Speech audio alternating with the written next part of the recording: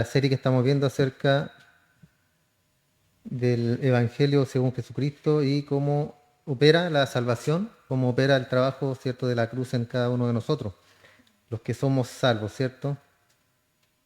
Sabemos que todas las promesas y todo lo que está en la Escritura es para los hijos de Dios, para nosotros, no es para el mundo. Si bien el mensaje es de arrepentimiento para el mundo, pero las promesas y todo lo que en sí trae la palabra del Señor es para nosotros, para sus hijos. Y estamos viendo, cierto, acerca de la salvación de Él. Y la semana pasada leímos Marcos 8:34, donde hablábamos, ¿cierto?, acerca de si alguno quiere venir en pos de mí, quiere ser mi discípulo, ¿qué tiene que hacer? Negarse a sí mismo y sígame, le dijo. Después, en el capítulo de Lucas 9:23, mismo pensamiento: si alguno quiere venir en pos de mí, niéguese a sí mismo, tome su cruz diariamente y sígame, porque todo aquel que quiera salvar su vida la perderá, pero todo aquel que pierda su vida por causa de mí, éste la salvará. Y sabemos que este llamado, ¿cierto?, es un llamado para la gente del mundo, ¿ya? Para la gente no cristiana, porque eh, podríamos suponer también, como dijimos la semana pasada, que algunos piensan que este es un llamado, ¿cierto?, al cristiano para que llegue a un nivel superior, ya, un cristiano promedio, para que siga avanzando o escalando en la vida cristiana. Pero no es así. ¿Por qué? Porque el versículo siguiente, el 25, dice: porque ¿qué aprovechará el hombre si ganara el mundo y pierde su alma? Entonces nosotros como cristianos no podemos perder nuestra alma. Sí vamos a perder recompensas, sí vamos a perder, cierto, muchos beneficios dependiendo cómo sea nuestra conducta cristiana, nuestra conducta en nuestra vida cristiana, hermano. Eh, Muéstrame tu fe sin tus obras. Se acuerdan que les citaba el domingo pasado: muéstrame tu fe sin tus obras y yo te mostraré mi fe. ¿Por qué? Por mis obras. Entonces eso fue muy enfático, hermano. Cuando estaban preparando el mensaje, se me vino a la mente ese versículo. Eh, Recuerden que estamos hablando de la fe salvadora y la fe que muchos venden, que es solamente una fe de creer. Cree, ven a Cristo, serás salvo y después sigue tu vida como se te dé la gana. Pero no, tienen que haber obras, van de la mano. Cuando Cristo nos salva, esas mismas obras, ¿cierto?, nosotros después andamos en ellas. La misma palabra nos dice que Él nos llamó, ¿cierto?, para que anduviésemos en buenas obras, las cuales Él predestinó de antemano para que nosotros, los cristianos, anduviésemos en ellas, ¿ya? No la gente del mundo. Entonces esos versículos hablan de un llamado al arrepentimiento hacia el mundo. Recuerden que vimos en el Sermón del Monte también y aclaramos muchas dudas, porque ¿a quién le hablaba el Sermón del Monte? A los discípulos, ¿cierto? Y por extensión ya le hablaba a todos los demás, pero el mensaje era para ellos, para los discípulos y en el día de hoy, ¿cierto?, para nosotros. Y quedamos en el capítulo 14 de Lucas, verso 26. Alguno viene en pos de mí y no aborrece a su propio padre, madre, esposa, hijo, hermanos, hermanas, si aún su propia vida, no puede ser mi discípulo. Y es una afirmación tremenda, ¿cierto? Que cualquiera la tomaría como un llamado también a las obras. Por eso es importante, hermano, cuando Cristo dijo: escudriñen las Escrituras. No lea, escudriñe. Otro día les mandé un video, ¿cierto? Una prédica. No sé si la escucharon y habla acerca de eso. ¿De qué sacamos nosotros con leer, cierto, un texto o escuchar una predicación si no le ponemos atención? Que estamos prácticamente haciendo otras cosas menos escuchando lo que estamos, o sea, menos escudriñando en lo que estamos escuchando. Aunque, cierto, podemos escuchar y van cosas quedándose en nosotros, que también es importante. Pero lo importante sería, cierto, tomarse el tiempo durante el día y escuchar un mensaje. Escucharlo, ponerle atención.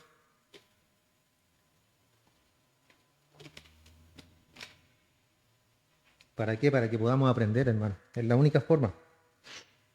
Es la única forma que podamos llevar nuestros asuntos diarios de la vida matrimonial, la vida laboral, la vida social, los vecinos, ¿cierto? ¿Para qué? Para que mostremos el fruto. Debemos abonar nuestro espíritu por la palabra del Señor.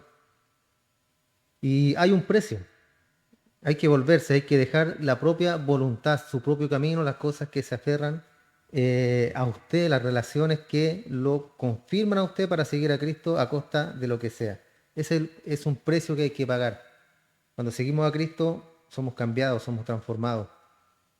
¿Por medio de qué? De la palabra, de la renovación, dice Pablo, de vuestro entendimiento. ¿Cómo renueva usted su entendimiento? Por medio de la palabra. Es la única forma, hermano. ¿Ya? Aquí no hay métodos mágicos, ni oraciones mágicas, en lo absoluto. Basta con que usted le pida a Dios, como los apóstoles, dame Señor, danos fe, aumentanos la fe, y como dice el proverbio, ¿cierto? Danos sabiduría. La cual Dios no niega a nadie, hermano. Él la entrega, toda la que uno quiera. Y otra vez, por medio de la palabra. Entonces, todo esto, hermano, también tiene su costo. Y debemos calcularlo, como dice a continuación el verso 28, porque ¿quién de vosotros queriendo edificar una torre no se sienta primero y calcula los gastos a ver si tiene lo que necesita para acabarla? No sea que después que haya puesto el cimiento y no pueda acabarla, todos los que la ven, todos los que te ven comiencen a hacer burla de él, diciendo, este hombre comenzó a edificar y no pudo acabar. ¿O qué rey, al marchar a la guerra contra otro rey, no se sienta primero y considera si puede hacer frente con 10.000 al que viene con 20.000? Y si no puede, cuando el otro está todavía lejos, le envía una embajada y le pide condiciones de paz. Así pues, cualquiera de vosotros que no renuncia a todo lo que posee, no puede ser mi discípulo. Entonces, volverse, hermano, es volverse, es el arrepentimiento, volverse de tu propia vida, tus propios deseos, tu propia voluntad, el yo, ¿cierto? Ese hombre, ese miserable que está dentro de nosotros, que cada día nos ahoga, ¿cierto? Cada día nos hace hacer cosas que no queremos hacer, nos hace hacer cosas como no pedir perdón, como no arrepentirse, como no, ¿cierto? Dar el brazo a torcer frente a situaciones. Y lo que le digo siempre ahí, hermano, uno se siente miserable porque dice, ¿cómo es posible? Y muchas veces uno se cuestiona, ¿cierto? Yo mismo digo, yo predico, ¿cierto, hermano? Doblegue el viejo hombre, dobléguelo, pero cuando yo predico, a mí también me toca. Y también tengo la lucha con ese miserable que me lleva muchas veces a no hacer lo que debo hacer. Como dice Pablo, yo lo quiero hacer, anhelo hacer, pero la carne, ¿cierto? Hay uno dentro de mí que me frena, me refrena. Y he estado luchando con él, hermano. El mismo con el que lucha usted cada día que está dentro de usted. Entonces, volverse de el propio pecado para seguir a toda costa al Señor, a Cristo. También es un cambio de mente, un cambio de corazón, es una nueva vida de negarse a uno mismo y en pecado, ¿cierto? Y ver al Salvador como Señor y Rey de nuestra vida. Tenemos pues en nosotros, hermanos, en nuestra vida diaria, todavía escuchaba al pastor MacArthur hablar acerca de eso, y, y él decía, yo predico muchas veces, yo enseño, entonces yo tengo que vivir, lo que yo enseño tengo que vivirlo en mi hogar, decía él. Y el primer juez, cierto, es mi esposa, decía, la primer juez. Después los hijos, después, cierto, el vecindario, después la iglesia. ¿Por qué? Porque como yo hablo, es como debo comportarme, ¿cierto? Si yo les enseño a ustedes, es para que aprendan y yo también aprender y también debo comportarme de la misma manera. Entonces Cristo termina esto y dice, antes os digo que si no os arrepentís, todos pereceréis igualmente. Como vimos el domingo pasado, donde hablaba de la torre de Siloé, de los que lo aplastó, ¿cierto? Y todos murieron en la torre de Siloé. Y le decían ellos, bueno, eran más pecadores o menos pecadores que nosotros. ¿Por qué perecieron de esa forma? Y Cristo le dijo, no importa, da lo mismo como murieron, porque en el fondo todos moriremos, hermano, eventualmente. El punto es que si no se arrepienten, le dice Cristo, todos pereceréis de igual forma. Entonces, ese es el panorama breve de los evangelios, llegando a los hechos, y un versículo en Romanos también, y segunda de Pedro, donde podemos ver los primeros predicadores que siempre predicaron, hermanos, arrepentimiento. Entonces no se entiende cómo el día de hoy ya no se predica arrepentimiento, sino que se hace la predicación básicamente para agradar a la gente, para que la gente se sienta bien.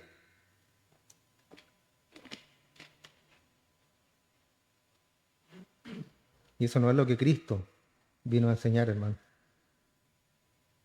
Vimos el primer mensaje de él, ¿cuál fue?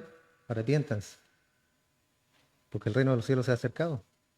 Entonces, ¿cómo podemos decir, hermano, que no está implícito el arrepentimiento en la predicación del Evangelio? Entonces, este tema, hermano, este punto del arrepentimiento ha sido ignorado de manera trágica durante todos estos años.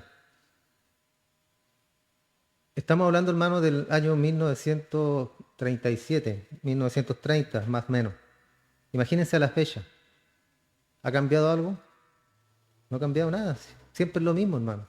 Siempre es lo mismo. Siempre hay predicadores conforme a sus concupiscencias que enseñan a la gente, la desvían, como dice Timoteo, ¿cierto? Se amontonarán detrás de maestros, entre comillas, y tendrán comezón de oír, pero irán todos camino al infierno. ¿Por qué? Porque no se arrepienten, sino que andan buscando que les hablen bonito, que no les hablen del pecado, que no le toquen el pecado, ¿cierto? Sino que le hablen solamente de bendición, de prosperidad. Y ese no es el Evangelio, hermano. Entonces, ¿dónde está ese tipo de predicación en la actualidad? ¿Dónde? ¿En qué lugar? ¿En qué iglesia encontramos aquel tipo de predicación? ¿En dónde oye usted ese tipo de evangelismo en la actualidad? En ninguna parte, porque no está de moda, hermano, predicar el evangelio que demanda a la gente que entregue todo, todo, su vida. Los primeros, ¿cierto? La iglesia temprana, la primera iglesia, entregaba todo, hasta sus posesiones, ¿recuerdan el libro de los Hechos?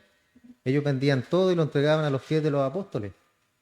Y hoy en día han tomado ese texto ¿para qué? Para decirle a la gente que venda sus casas, venda su auto, venda todo lo que tiene y lo traiga a los pies de ¿quién?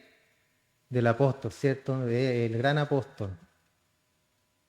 Y la gente, hermano, que no lo crea caen en ese engaño. Gente que ha quedado sin nada por llevarle todo al pseudo pastor o pseudo apóstol.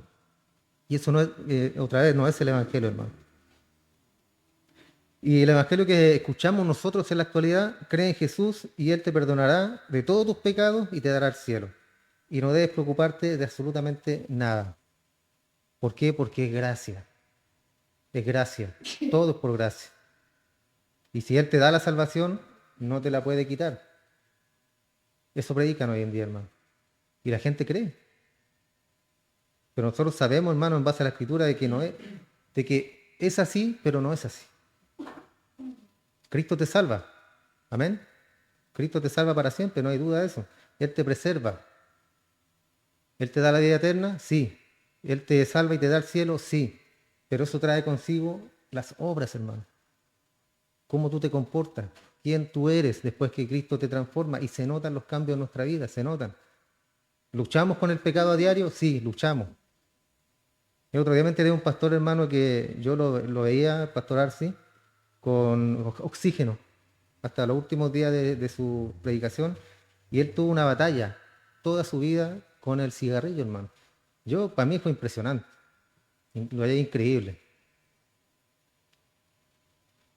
porque él era un gran hombre y un maestro de la Escritura, una persona que predicaba con tal conocimiento, ¿cierto?, que yo pienso que Dios lo usó para su gloria. Los demás son cosas secundarias, ¿cierto? Y muchas veces nosotros, en nuestro prejuicio, hablamos acerca de personas o cosas que vemos acerca de personas, pero no conocemos el corazón. No conocemos las luchas, no conocemos las batallas, no conocemos si esa persona se está arrepintiendo, no conocemos si él derrama su corazón, a lo mejor el pastor derramaba su corazón, ¿cierto? Pidiéndole al Señor por su adicción. Murió. ¿Por qué? Porque lo alcanzó su pecado. Y a todos nos puede pasar lo mismo, hermano. Todos tenemos nuestras cosas y a todos nos puede pasar lo mismo. Pero eso no significa que Dios no te haya salvado, que Dios no esté en ti. Porque a lo mejor este hombre practicaba cierto ese vicio, pero a lo mejor era un excelente padre, excelente esposo, pero tenía eso en él. ¿Quién soy yo? ¿Quién somos nosotros para juzgarle, hermano? Y yo el otro día, como les digo, me enteré de esa noticia, claro, y ahí me causó cuidado de que él usara oxígeno. Y era por eso, porque lo alcanzó su pecado y murió a causa de eso. Eso lo vamos a mencionar en un momento más. Entonces el Evangelio de hoy es ese: ven a Cristo y Él te va a hacer rico, te va a hacer millonario, te va a prosperar porque eres hijo del rey. Pero no le hablan nada acerca del pecado, hermano. de que tienen que dejar su pecado. Y lo que Jesús predicó, ¿cierto?, fue lo contrario. Arrepiéntete, deja tu pecado y tu egoísmo. En ningún momento Él prometió, ¿cierto?, riqueza, fama, popularidad, que vas a ser rico, que porque eres mi hijo, ¿cierto?, vas a ser hijo, porque somos hijos del rey, tienes que ser millonario, no te va a faltar nada. Inclusive, hermano, personas que predican de que los cristianos no se pueden enfermar, porque eres hijo de Dios, imposible que te enfermes.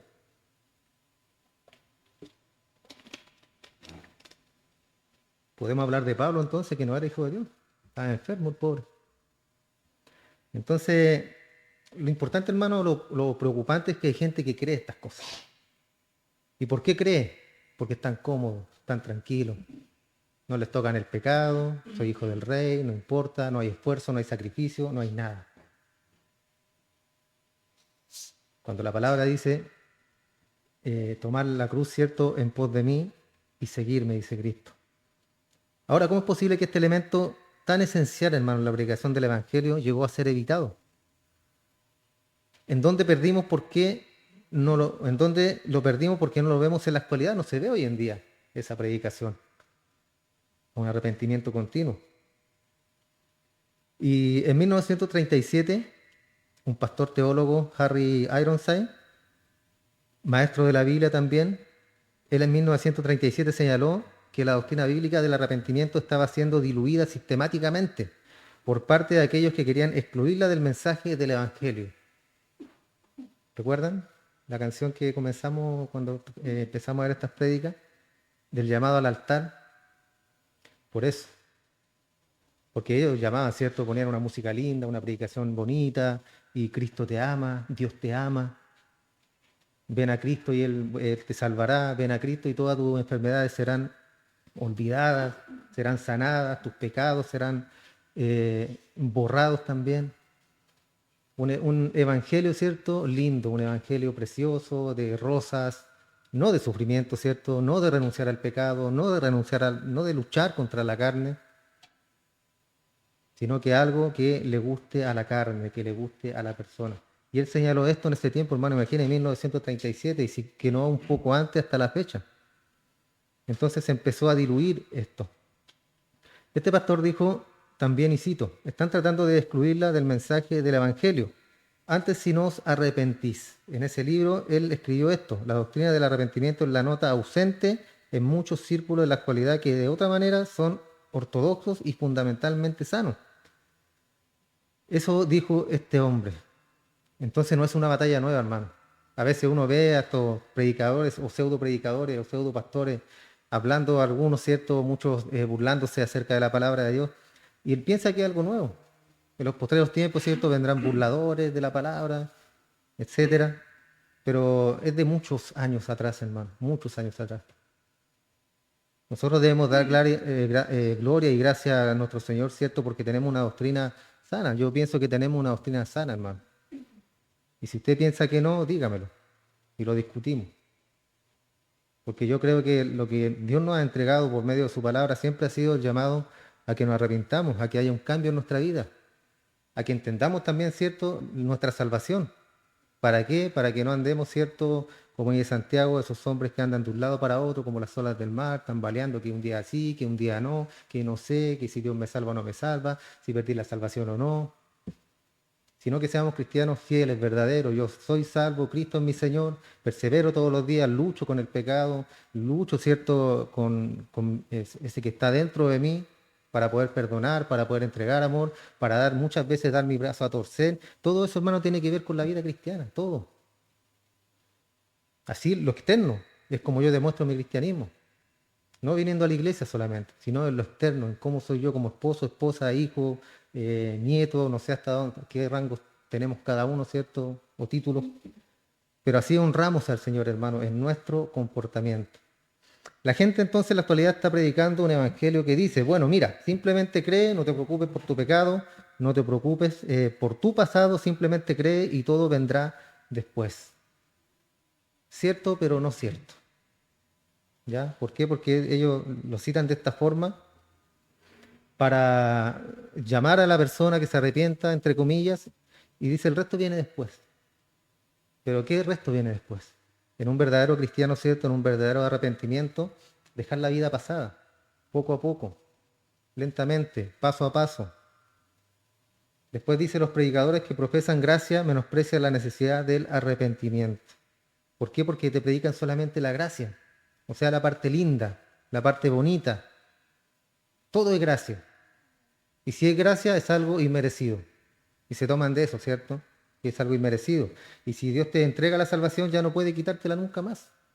¿Recuerdan? Aunque sea que te vuelvas ateo el día de mañana, pero eres salvo. Eso no es así, hermano. Entonces, si llamas al arrepentimiento, también dijo este pastor, estás invalidando la libertad de la gracia y la gracia es tan y tan libre que no tienes que hacer nada más que solo creer. ¿Se fijan? Nada más que solo creer. Tú solamente crees, pero no es así, hermano. Entonces este hombre, el pastor Ironside, reconoció en sus días los peligros de una creencia fácil, incipiente. Falta, ¿cierto?, de sabiduría. También dijo, la predicación superficial que no enfrenta el hecho terrible de la pecaminosidad del hombre y la culpabilidad del hombre, llamando a todos los hombres en todo lugar a arrepentirse, resulta en conversiones superficiales. Cuando cuando no se llama al arrepentimiento, son solamente conversiones superficiales, hermano. Superficiales. No hay frutos. Es algo muerto. Entonces tenemos a muchos profesantes en la actualidad, profesantes de labios para afuera, que no dan evidencia en absoluto de regeneración. Promoviendo la salvación por la gracia, manifiestan ninguna gracia en sus vidas. Declarando a toda voz que son justificados por la fe únicamente, se les olvida que la fe sin obras es muerta. La fe sin obra es muerta, dijo este pastor acá, citando obviamente la Escritura, y que la justificación por obra ante los hombres no debe ser ignorada como si estuviera en contradicción a la justificación por la fe anterior. Fin de la cita. Es lo que comentábamos también, ¿cierto? Que ¿por qué la gente no escuchó a estos hombres? ¿Por qué no escuchó a estos grandes hombres de Dios que predicaban la palabra y la predicaban, hermano, sin tabú, sino que cómo realmente enseña la Escritura la palabra del Señor? ¿Por qué no lo escucharon? Porque esa es la tendencia del ser humano, a lo fácil, a lo fácil. Una creencia fácil, una fe superficial, muchas veces sabiendo que están equivocados, pero prefieren eso. Prefieren autotranquilizarse y pensar que están bien, hermano. Estamos en la fe, revisa tu vida, tus obras, quién eres, cómo te comportas. Entonces, el pastor Harry, hermano, estaba en lo correcto, peleando la misma batalla que se pelea el día de hoy. Y a partir de ahí, regresando a la historia de la iglesia, también vemos que la historia de la iglesia registra el testimonio de los líderes de Dios con respecto a la naturaleza esencial del arrepentimiento. Si vamos aún más atrás, hablamos acerca de los padres de la iglesia en el año 150 después de Cristo, y después, unos 50 años después de que Juan el Apóstol murió.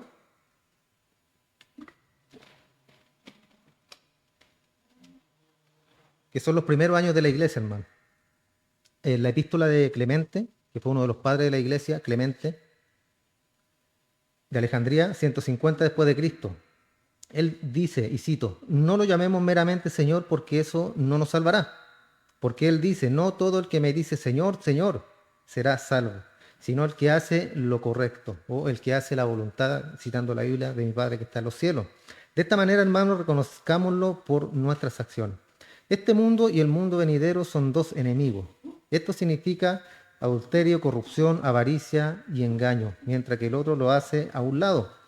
No podemos entonces ser amigos de ambos. Para obedecer el uno tenemos que hacer a un lado al otro. No se amorden a este mundo. La otro día hablaba yo con el Reinaldo y le decía, tú no tienes que amoldarte a tus amistades, amigos, lo que sea, o al curso del colegio, o a un grupo, y ser igual que ellos. No tienes por qué hacerlo. Siempre tienes que ser tú.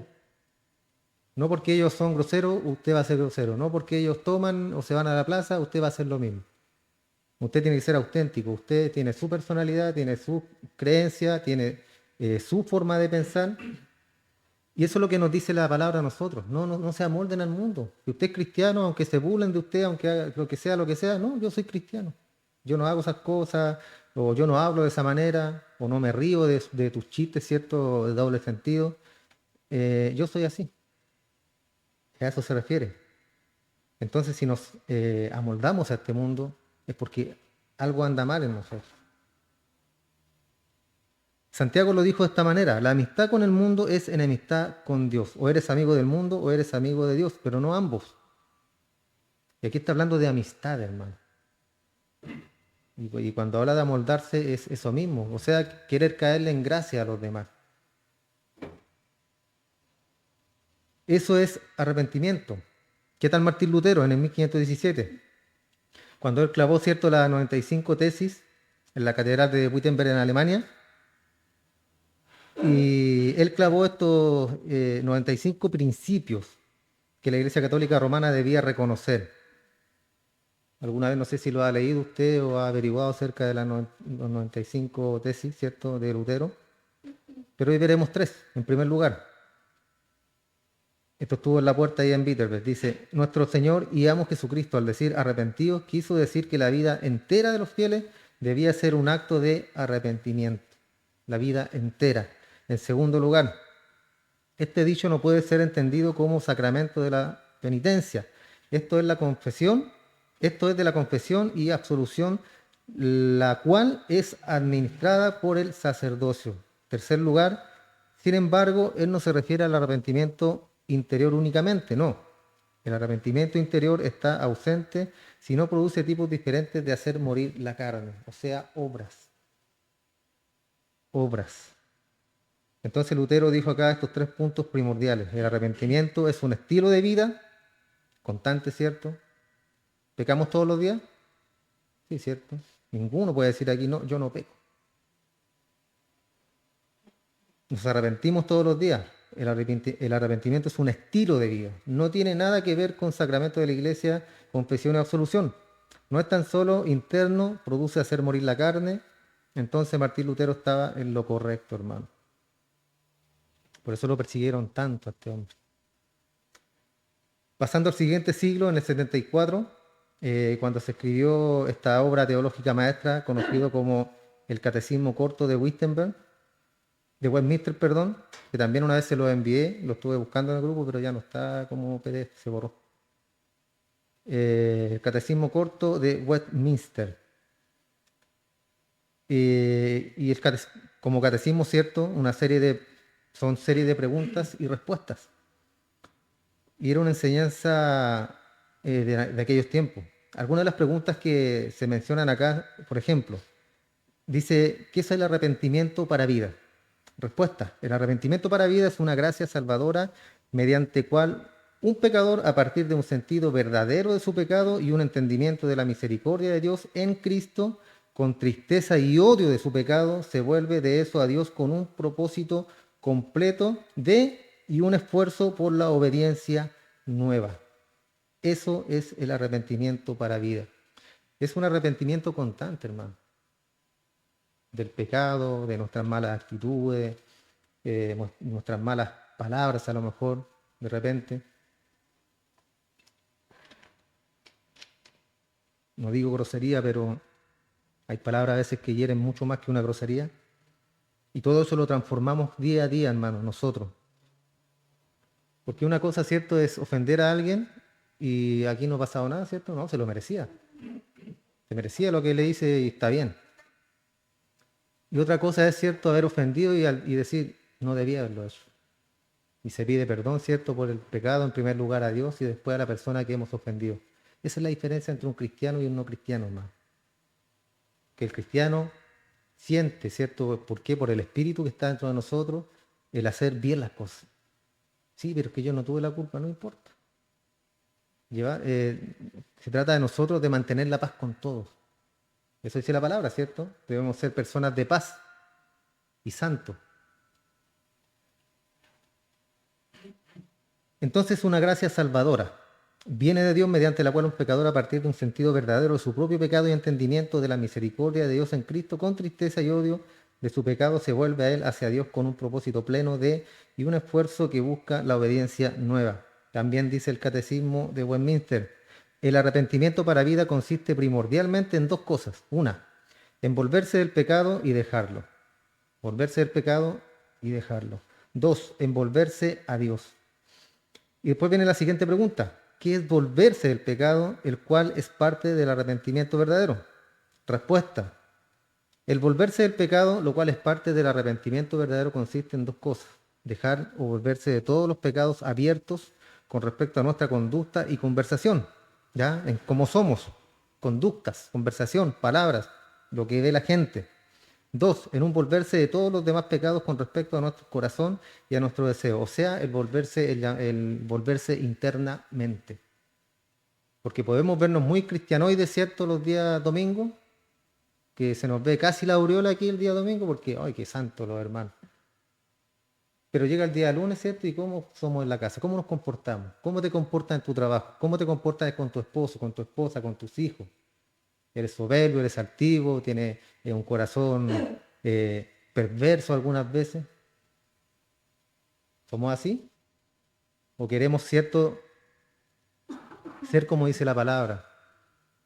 Buenos esposos, buenas esposas, buen hijo, buen padre, obedientes, sinceros.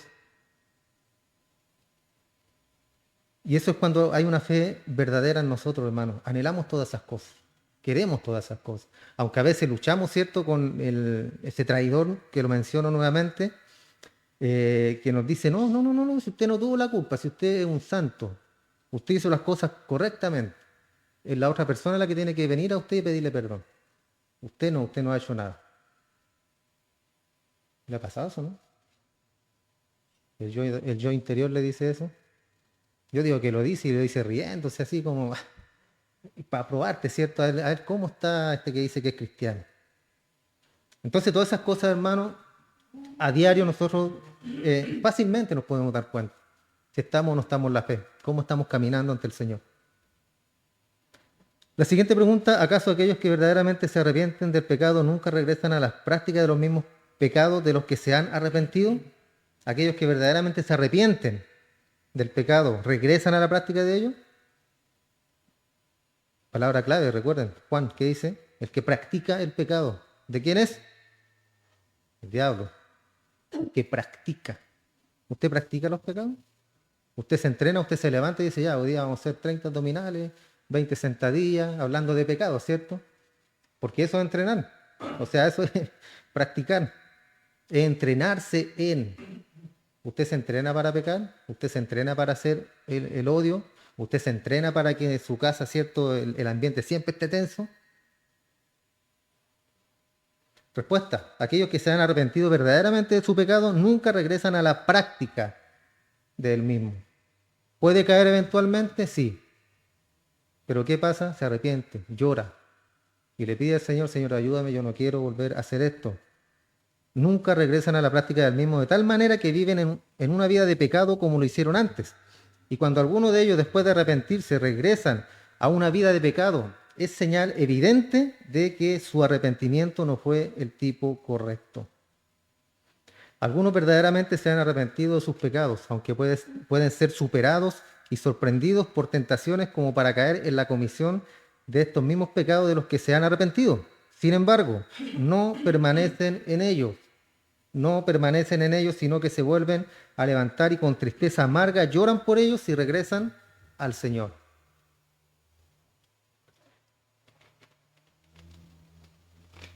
Típico ejemplo: Pedro y Judas, ¿cierto?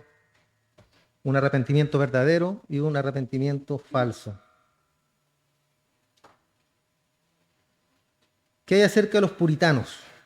¿Qué creían acerca de este arrepentimiento? Un puritano británico, Goodwin, escribió esto. Dice: en donde hay duelo, que significa, ¿cierto?, estar llorando o estar triste, dice: por ofender a Dios, está carente o ausente, no hay señal de ninguna voluntad buena obra en el corazón hacia Dios, ni de amor hacia Él, sino lo cual Dios nunca aceptará a un hombre. en arrepentimiento, ¿cierto? Verdadero. En otras palabras, le está diciendo, si no hay lloro por el pecado, es evidente que Dios no ha llevado su obra en el corazón. De otra manera, no hay esperanza de corrección. Pedro lloró amargamente, ¿recuerdan? Judas se ahorcó. Entonces ahí tenemos los dos tipos, hermanos, unos ejemplos increíbles, ¿cierto? Pero verdaderos. Dios no perdonará hasta que Él vea esperanza de corrección. Ahora, hasta que un hombre confiese su pecado y con amargura, es una señal de que lo ama. Mientras que Él lo esconde, lo evade y no lo deja, y es dulce en su boca el pecado, y por lo tanto, hasta que Él lo confiesa y llora por Él, es una señal de que no le es amargo y entonces Él no lo va a dejar. Ese es el hombre, ¿cierto?, que no deja el pecado. No lo condena, no lo evade. Es dulce en su boca. Entonces, hasta que Él lo confiese y llore amargamente por Él, seguirá igual. Y como les mencionaban delante, hermano, acerca del pastor Arci, acá hay una cita y dice, un hombre nunca dejará el pecado hasta que encuentra amargura en él. ¿Escuchó bien? Y grábeselo, hermano, grábeselo, mire. Un hombre nunca dejará el pecado hasta que encuentra amargura en él. Y si es así, entonces él estará en amargura por él, y la tristeza piadosa produce arrepentimiento. Entonces, hasta que encuentras amargura en el pecado o te alcanza ese pecado, ahí recién te das cuenta. Pero no estamos hablando de salvación, hermano, ¿ya? Ojo con eso. Usted tiene que ligar tiene que ir ligando, hermano, todo lo que estamos hablando. Ya no hacerse. Estamos hablando acerca de arrepentimiento, de un cristiano verdadero, de un cristiano que realmente ama a Dios y que se arrepiente por su pecado, llora amargamente, ¿cierto? En contraste al que dice amar a Dios o cree amar a Dios, pero no hay obras y no hay nada que indique lo contrario. Entonces, de todas las afirmaciones que hemos leído, el tema, la más fuerte viene de Carlos Spurgeon. Todos lo conocemos también, ¿cierto? Y creo que todos hemos escuchado mensajes del pastor Carlos. Y él dijo, y cito, debe haber un abandono del pecado verdadero y en hecho, y un volverse a la justicia en acto real y obra en la vida diaria. Y arrepentimiento. El arrepentimiento con toda seguridad debe ser total, dice acá. ¿Cuántos dirán, Señor, yo renunciaré a este pecado y al otro, pero hay ciertos deseos pecaminosos a los que me debo aferrar? Señores, en el nombre de Dios, permítanme decirle, no es el dejar un pecado, 50 pecados, lo que es el arrepentimiento verdadero. Es la renuncia solemne de todo pecado. Si tú albergas, dice el pastor Carlos acá, si tú albergas una de esas serpientes malditas en tu corazón y dejas las demás, ese único deseo, como una gotera en un barco, va a hundir tu alma. No pienses que no es suficiente dejar tus vicios externos. No pienses que es suficiente cortar los pecados más corruptos de tu vida. Es todo o nada lo que Dios demanda. Arrepentidos, dice Él, y cuando Él te llama a arrepentirte, Él quiere decir arrepiéntete de todos tus pecados. De otra manera, Él nunca puede aceptar tu arrepentimiento como algo real y como algo genuino. Todo pecado debe ser dejado, de otra manera nunca tendrás a Cristo. Toda transgresión debe ser renunciada, de otra manera las puertas del cielo deben ser cerradas en contra de ti. Recordemos entonces que para que el arrepentimiento sea sincero, debe ser arrepentimiento entero, por completo, no un poco. El arrepentimiento verdadero es un volver del corazón como también de la vida. Es el entregar el alma entera a Dios para que sea suya por los siglos de los siglos. Es renunciar a los pecados del corazón como también los crímenes de la vida. Fin de la cita. De vuelta, hermanos, ¿cómo? En la actualidad tenemos todo este material disponible para nosotros. Por eso yo siempre les mando, que mi esposa dice, me mandaste esa predicación del caballero que es latero. Y yo le digo, de repente mandan predicaciones de un pastor, que no lo voy a mencionar, pero que grita mucho. Yo no lo escucho. Porque grita mucho y no me puedo concentrar en lo que... Pero el que dice ella que es latero, a mí me gusta porque uno puede concentrarse más. Somos diferentes. ¿Se fijan? Pero la importancia, hermano, es que podamos escuchar a estos grandes predicadores.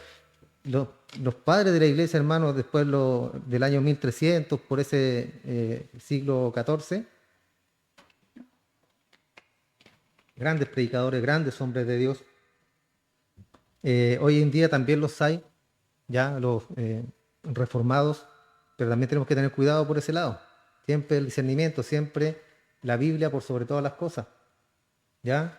Porque hay muchos buenos teólogos, muchos buenos pastores, pero en ciertos puntos se difiere, ya en ciertos puntos teológicos, pero no significa que no son verdaderos hijos de Dios y no son verdaderos pastores. Pero el pastor acá, Carlos Spurgeon, cierto, la tenía clara, así como con la voz latera que dice mi esposa también. Hombres que la tenían clarísima, hermano. Por ejemplo, el otro día que les mandé lo vuelvo a mencionar, porque lo he escuchado, hermano, y he vuelto a tener luz de parte de Dios cuando habla de que ama a Dios a todo el mundo. Y de primero suena como fuerte, ¿cierto? ¿Cómo no los va a amar si es su creación? No los ama a todos. Por eso debemos poner atención cuando escuchamos acerca de estos grandes hombres y cuánta claridad, hermano, dan por medio de su palabra y por medio de la escritura, porque ellos para todo lo que hablan citan la Biblia. Al igual que nosotros, de todo lo que estamos hablando, estamos citando la escritura. No son palabras al aire, no son palabras que se inventaron así por así. Entonces, esto lo que dice el pastor es lo suficientemente fuerte.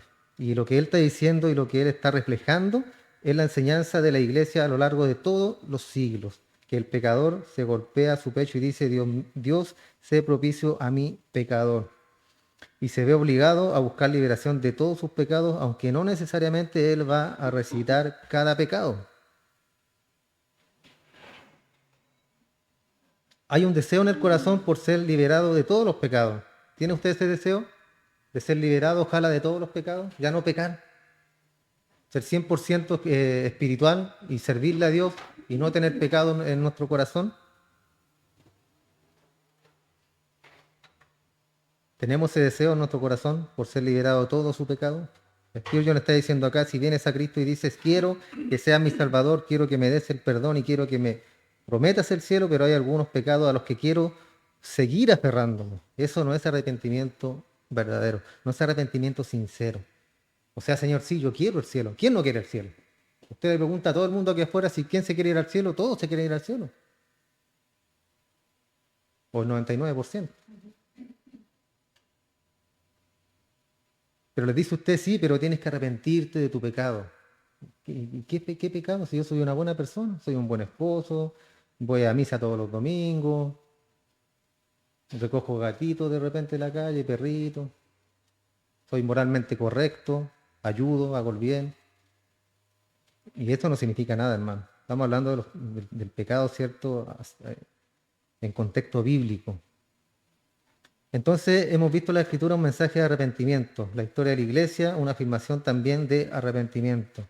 Entonces, a pesar de todas las escrituras y todo lo que la historia de la iglesia refleja, hay algunas personas que continúan declarando que predicar arrepentimiento al no salvo viola el evangelio. Predicar arrepentimiento al mundo viola el evangelio, dicen algunos.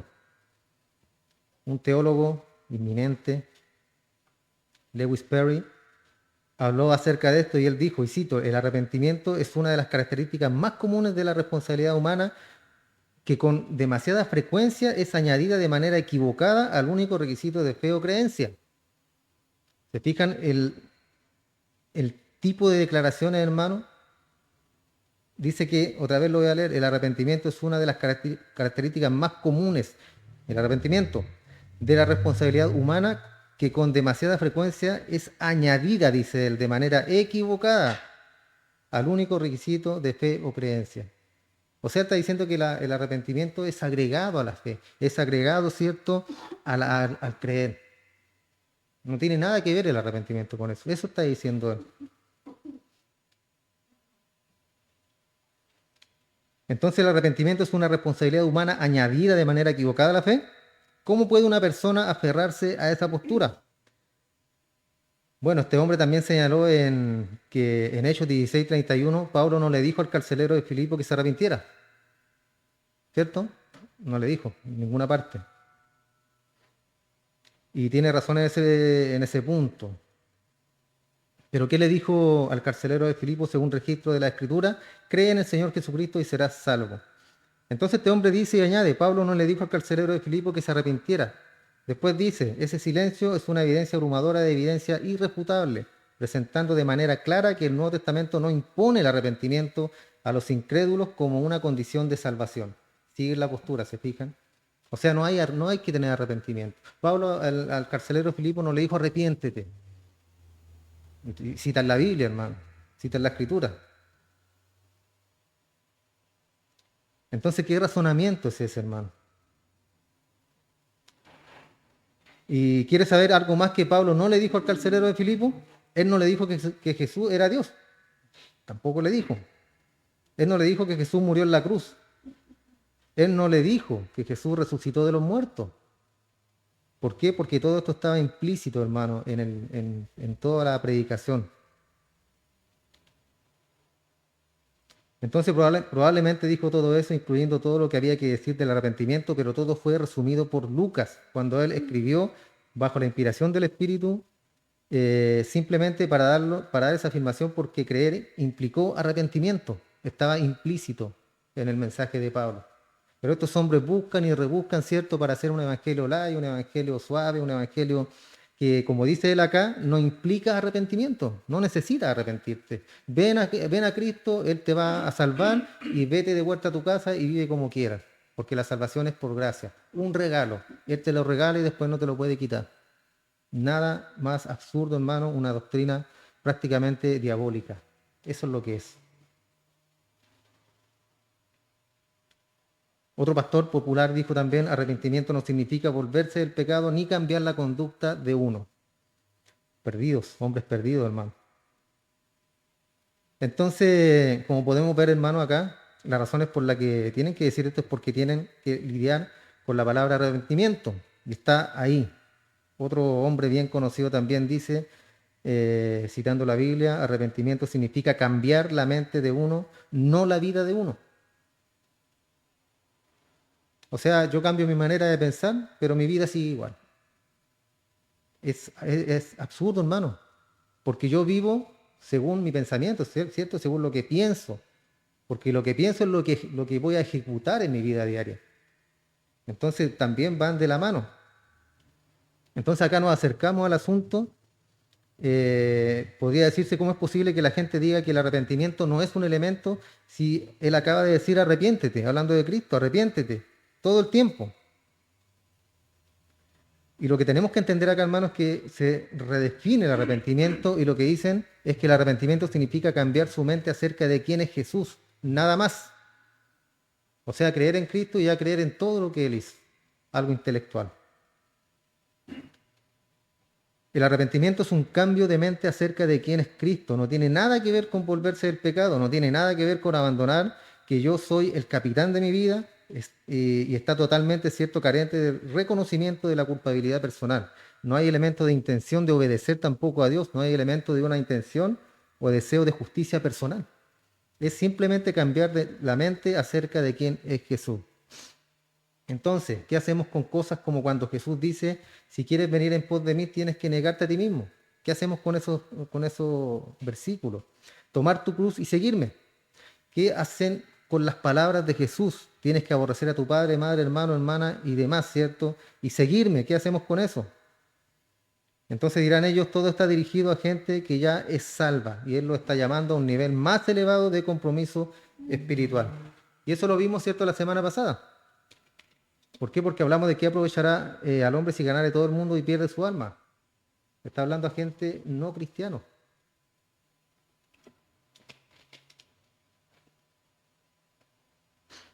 Entonces concluye que cuando Jesús llamó a alguien a ser un discípulo, Él estaba llamando a un segundo nivel, a un cristiano, ¿cierto? Que es de una cosa y un discípulo y después a otra. También dice, si te arrepientes en el hecho de que cambias tu parecer acerca de quién es Jesús, no tiene nada que ver con volverte del pecado, no tiene nada que ver con abandonar el hecho de que tú gobiernas tu vida. No hay reconocimiento de culpabilidad personal, no hay intención de obedecer a Dios y no hay deseo por la justicia verdadera. Y eso es lo que Jesús quiso decir cuando Él dijo, arrepiéntete, hermano. O sea, vemos hombres completamente perdidos, hermano, sacando textos de su contexto para hacer ellos su propia doctrina, que son doctrinas diabólicas, hermano, que llevan a muchos a un arrepentimiento falso, a un creer que son salvos y no lo son, porque eso es lo que le han enseñado. Solamente cree y el resto viene después. ¿Después cuándo? Como lo vimos en los primeros temas, ¿cierto? Como los 30 o 35 más o menos pueden venir los cambios en tu vida. No es así, hermano. Entonces, ya para terminar, el llamado del Evangelio de Jesús fue un llamado a dejar el pecado como lo fue un llamado a creer en Él. Creer en Él, dejar el pecado. Fue un llamado a volverse en el pecado desde su primer mensaje hasta el último. Arrepentidos, ¿cierto? Después que Él regresó al desierto, arrepentidos porque el reino de los cielos se ha acercado. Entonces fue de su primer mensaje hasta el último. El tema de El Salvador fue llamar a los pecadores a dejar su pecado, a abrazar a Dios, a buscar justicia. No fue únicamente que tenían que tener una nueva perspectiva acerca de quién era Él, sino que tenían que dejar su pecado y seguirlo a Él.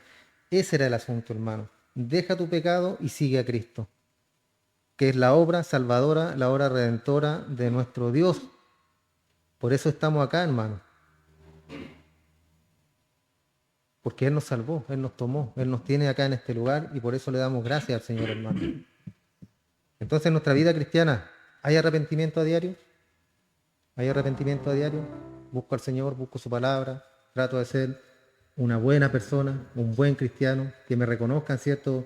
No por ser una buena persona, sino que mostrarse no de una manera directa, sino que, en otras palabras, tal cual somos, hermano. Tal cual somos. Y eso refleja cuál tal somos dentro de nosotros. Mi conducta refleja tal cual soy yo dentro mío. Cómo reacciono yo a los problemas, dificultades, enfermedad. Refleja cómo estoy yo espiritualmente. Eso lo refleja, hermano. Yo te insto, hermano, siga orando, sigue esforzándote, sigue caminando. Dios tiene grandes cosas para nosotros. Y no piensa en dinero, no piensa en cosas materiales. No. Piensa en su vida espiritual. Piensa en su corto paso por esta tierra, hermano. Dios tiene grandes cosas para nosotros en nuestra vida espiritual. Yo quiero ser un mejor esposo cada día, un mejor hijo a lo mejor, un mejor padre. Yo sé que todos ustedes quieren lo mismo. Y eso Dios jamás, hermano, te lo va a negar. Al contrario, Él lo va a hacer en ti. Pero tú también tienes que ponerte tu parte porque esto no es mágico. ¿Ya? Recuerden que los pajaritos recogen su comida, van a buscar la ramita, la traen al nido, van a buscar su comida, la traen al nido. Los pajaritos no se quedan en el nido diciendo, Jehová me sustentará. Aleluya. Porque muchas veces pensamos eso, que las bendiciones tienen que llegar, ¿no? Tienen que llegar si yo soy hijo del rey. Sí, somos hijos del rey, del creador del universo, hermano, pero Él nos da los recursos para que nosotros podamos hacer las cosas. Tenemos la escritura. ¿Quieres ser buen esposo, buena esposa, buen hijo, hermano, abuelito, etcétera? Lee la Biblia. Fundamentate en eso, hermano. Fundamentate en la escritura, que es lo único que te va a ayudar y te va a servir para tener una vida plena. Lo único. El resto viene por añadidura. Amén. Ora. Te damos gracias, Padre, por este tiempo que nos has permitido estar en tu palabra. Agradecemos, Señor, tu amor, tu bondad, tu misericordia, el que nos has brindado el día de hoy, la vida. Hemos podido levantarnos, Señor, hemos podido saludar a nuestros seres queridos, Padre, que es un regalo maravilloso. Y debemos tomarlo siempre en cuenta, Señor. Debemos siempre tener eso en nuestra mente, de que es un regalo. El día a día, Señor, la rutina nos mata eso.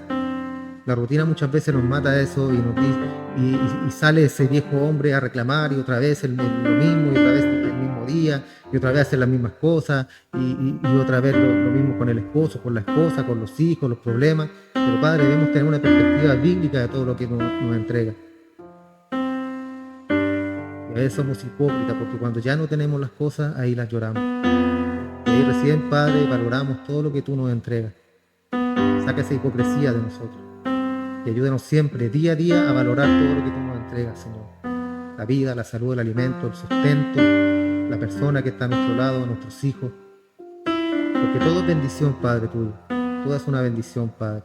Te rogamos fortaleza por cada uno de nosotros. No estamos exentos, Padre, como matrimonio de peleas, de discusiones.